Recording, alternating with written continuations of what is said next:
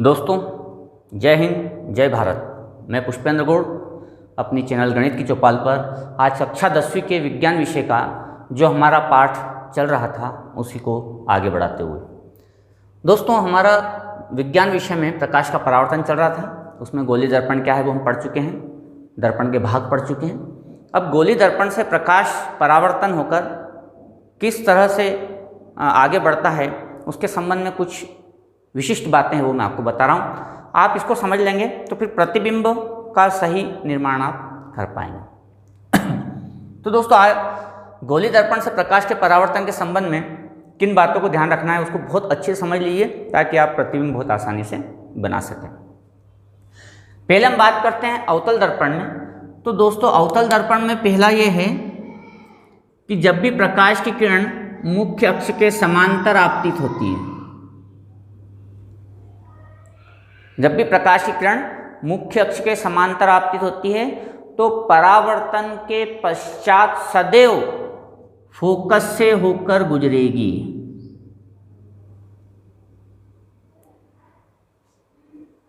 तो ये प्रकाश के परावर्तन गोलीय दर्पण में आप उसको अच्छे समझ लें कि जब भी प्रकाश की किरण मुख्य अक्ष के समांतर आपतित होगी तो दोस्तों सदैव यह फोकस से होकर गुजरती है।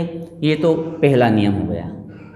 इसके बाद दोस्तों दूसरा नियम यह है कि अगर मान लो मुख्य अक्ष के समांतर ना आपतित होती हो तो दूसरा नियम यह है कि अगर प्रकाश की किरण फोकस से होकर गुजरती है और दर्पण पर, गोलीय दर्पण पर आपतित होती है अवतल दर्पण पर, अगर प्रकाश की किरण फोकस से होकर गुजरती है और गोलीय दर्पण पर आपतित होती है तो यह परावर्तन के पश्चात मुख्य अक्ष के समांतर होकर जाएगी।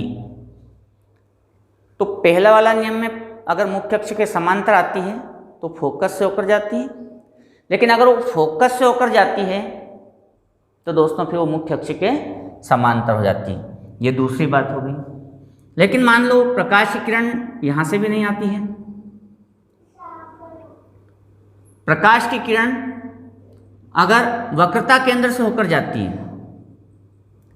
और दर्पण पर आपतित होती है, प्रकाश की किरण अगर वक्रता केंद्र से होकर जाती है और दर्पण पर आपतित होती है तो दोस्तों ये उसी मार्ग पर पुनः लौट जाती है। तो ये तीसरा इसका नियम हो गया कि यह उसी मार्ग पर पुनः लौट जाती है।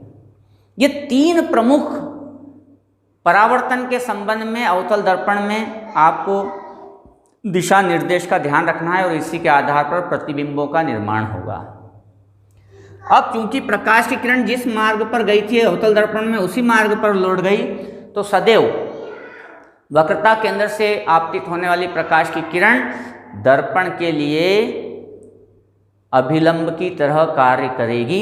तो अगर कभी भी गोलीय दर्पण में अभिलंब ढूंढना है तो आप वक्रता केंद्र से प्रकाश की किरण को आपतित कर दीजिए तो वही अभिलंब होगा। तो दोस्तों ये तो बात हुई आपकी अवतल दर्पण की। फिर से आपको बता देता हूँ कि जो प्रकाश की किरण मुख्य अक्ष के समांतर जाती है वो परावर्तन के पश्चात फोकस से होकर गुजरेगी। जो प्रकाश की किरण फोकस से होकर अवतल दर्पण पर आपतित होती है परावर्तन के पश्चात मुख्य अक्ष के समांतर होगी। और जो प्रकाश की किरण वक्रता केंद्र से होती हुई दर्पण पर, अवतल दर्पण पर आपतित होगी वो उसी मार्ग पर पुनः लौट जाएगी। अगर दर्पण दोस्तों उत्तल दर्पण हो, अगर उत्तल दर्पण है तब क्या होगा? ये हमारा उत्तल दर्पण हो गया, ये मुख्य अक्ष हो गया, ये ध्रुव हो गया। तो दोस्तों ये हमारा उत्तल दर्पण। उत्तल दर्पण में हम जब इसमें परावर्तन के संबंध में देखते हैं तो जो प्रकाश की किरण मुख्य अक्ष के समांतर आपतित होती है वो फोकस से आती हुई प्रतीत होती है। अर्थात तो फोकस की दिशा से आती प्रतीत होती है, फोकस से आती नहीं है और नहीं गुजरती है। क्यों? क्योंकि दर्पण के पीछे स्थित है फोकस। इसलिए आप इस बात को ध्यान रखें कि यहाँ पर हमें केवल आती प्रतीत होती है, आती हुई नहीं। इसलिए हम इसको डैश डैश करके रखेंगे। तो पहला इसमें दिशा निर्देश या नियम यही रहेगा कि उत्तल दर्पण में, यहाँ पर हम जो बात कर रहे हैं वो उत्तल दर्पण की कर रहे हैं, तो उत्तल दर्पण में जो प्रकाश की किरण मुख्य अक्ष के समांतर आती है वो प्रकाश के परावर्तन के पश्चात फोकस से आती हुई प्रतीत होती है। लेकिन मान लो कोई प्रकाश की किरण फोकस की दिशा में जा रही है, अब फोकस की दिशा में जा तो रही है लेकिन बीच में दर्पण आ जाता है तो यहाँ से परावर्तन होगा। तो जो प्रकाश की किरण फोकस की दिशा में आपतित होती है उत्तल दर्पण पर, वह परावर्तन के पश्चात मुख्य अक्ष के समांतर हो जाती है। तो जो प्रकाश की किरण फोकस की दिशा में आपतित होती है, दिशा लिखेंगे क्योंकि फोकस से जाएगी नहीं, जो प्रकाश की किरण फोकस की दिशा में आपतित होगी वो परावर्तन के पश्चात उत्तल दर्पण में मुख्य अक्ष के समांतर हो जाती है। इसी प्रकार दोस्तों, अगर प्रकाश की किरण वक्रता केंद्र की दिशा में आपतित हो,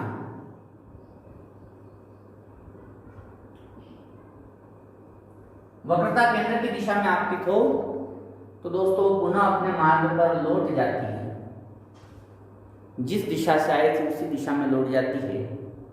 ऐसा तब होगा जब वक्रता केंद्र की दिशा में आपतित हो उत्तल दर्पण। तो इन दिशा निर्देशों की सहायता से ही हम प्रतिबिंबों का निर्माण करेंगे उत्तल दर्पण में और अवतल दर्पण में, जब वस्तुएं विभिन्न विभिन्न स्थितियों पर रखी हो या विभिन्न स्थान पर रखी हो। लेकिन वे तभी सही परिणाम देंगे जब आपको आज के ये जो दिशा निर्देश आपको बताए गए इनको आप भली भांति समझ लें और अच्छे से याद कर लें। इनका उपयोग करके हम अगले वीडियो में अवतल दर्पण और उत्तल दर्पण पर जब वस्तुएं विभिन्न विभिन्न स्थानों पर रखी होती है तब उनके प्रतिबिंबों का निर्माण किस प्रकार से होता है, इन दिशा निर्देशों का उपयोग करके हम बनाएंगे और बिल्कुल सही परिणाम आएंगे। तब तक के लिए दोस्तों जय हिंद, जय भारत, और मेरे चैनल को आप सब्सक्राइब कीजिए ताकि आपको निरंतर मेरे वीडियो प्राप्त होते रहें।